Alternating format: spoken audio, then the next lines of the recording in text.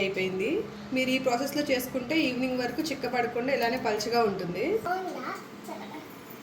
Colour వచ్చే వరకు స్లైట్గా వేపుకోండి, సరిపోతుంది. స్టవ్ ఆన్లో ఉండగా బెల్లం వేస్తే పాలు ఇరిగిపోతాయి. ఈ వీడియోలో టేస్టీ సేమియా ఎలా చేయాలో చూసేద్దాం రండి. ఫస్ట్ ఇంగ్రీడియంట్స్ ఏంటో ఇప్పుడు చూద్దాం. ఇలాచి, నెయ్యి, బెల్లం, సేమియా, సగ్గుబియ్యం, డ్రై ఫ్రూట్స్, పాలు. ఫస్ట్ గ్యాస్ మీద కడాయి పెట్టుకుని స్టవ్ ఆన్ చేసుకోండి. తర్వాత ఒక స్పూన్ నెయ్యి వేసుకోండి.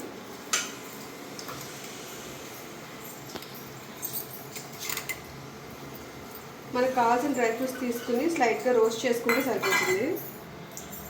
మీకు కావాలంటే బాదం పిస్తా కూడా యాడ్ చేసుకోవచ్చు.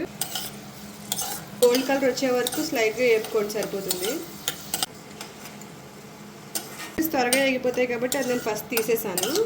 మీకు కుదరకపోతే రెండు సెపరేట్గా వేపుకోవచ్చు. ఇది కూడా ఫ్రై అయిపోయాయి.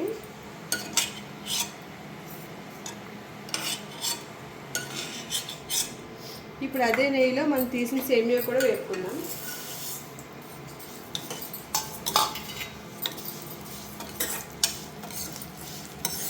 ఇది కూడా లైట్గా గోల్డ్ కలర్ వచ్చే వరకు వేపుకోవచ్చు.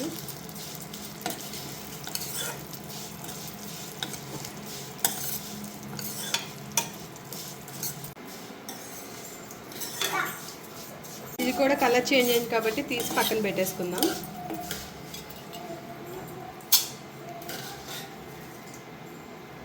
పాలు వేసి ఒక పొంగు వచ్చేదాకా మరిగించుకుందాం. నేను ఈ గ్లాస్తో సేమియా తీసుకున్నాను కాబట్టి ఈ గ్లాస్తో 6 గ్లాసులు పాలు.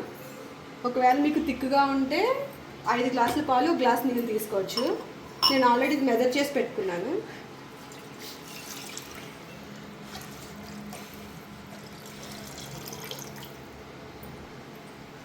దీన్ని మీడియం ఫ్లేమ్లో ఒక పొంగు వచ్చేదాకా మరిగించుకోవచ్చు.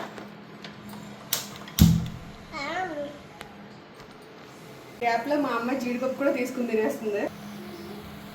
ఆల్రెడీ పొంగు వస్తుంది కాబట్టి ఇప్పుడు దీన్ని సిమ్లో పెట్టుకుని సేమియా వేసుకుందాం.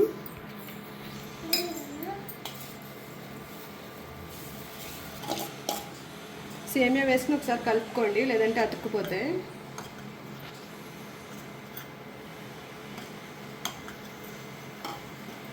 దీంతో పాటే మనం ముందే నానబెట్టుకుని సగ్గుబియ్యం కూడా వేసుకుందాం.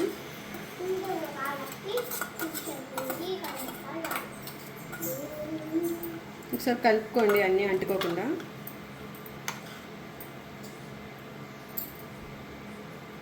మూత పెట్టి మగ్గించుకుందాం ఉడికేదాకా.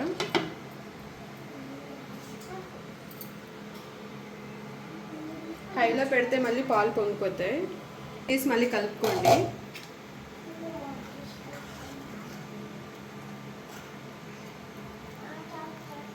ఒకసారి ఉడికిందో లేదో చెక్ చేసుకుందాం.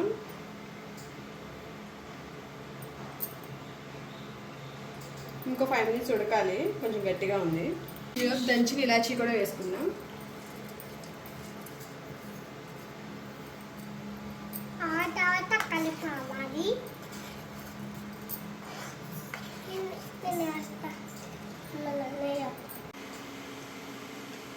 ఒకసారి ఉడికిందో లేదో చెక్ చేసుకుందాం. ఉడికిపోయింది. ఇప్పుడు స్టవ్ ఆఫ్ చేసి మనం తీసుకున్న బెల్లం వేసేసుకుందాం. స్టవ్ ఆన్లో ఉండగా బెల్లం వేస్తే పాలు ఇరిగిపోతాయి. ఒకసారి కలిపేసుకుని మూత పెట్టుకుని ఒక 10 మినిట్స్ వదిలేస్తే రెడీ అయిపోతుంది. బెల్లం కరిగిందో లేదో ఒకసారి చూసుకుందాం.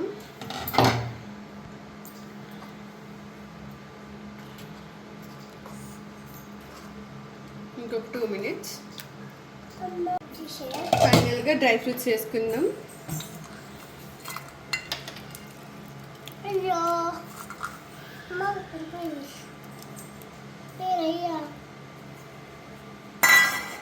ఇప్పుడు మన టేస్టీ పాయసం రెడీ అయిపోయింది. మీరు ఈ ప్రాసెస్లో చేసుకుంటే ఈవినింగ్ వరకు చిక్కపడకుండా ఇలానే పలుచగా ఉంటుంది. ఇప్పుడు దేవుడికి ఒక బౌల్లో తీసుకుందాం.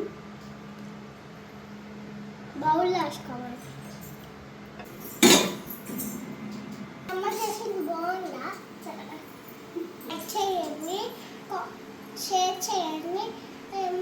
బాగుందా? లైక్ కామెంట్ చేయండి.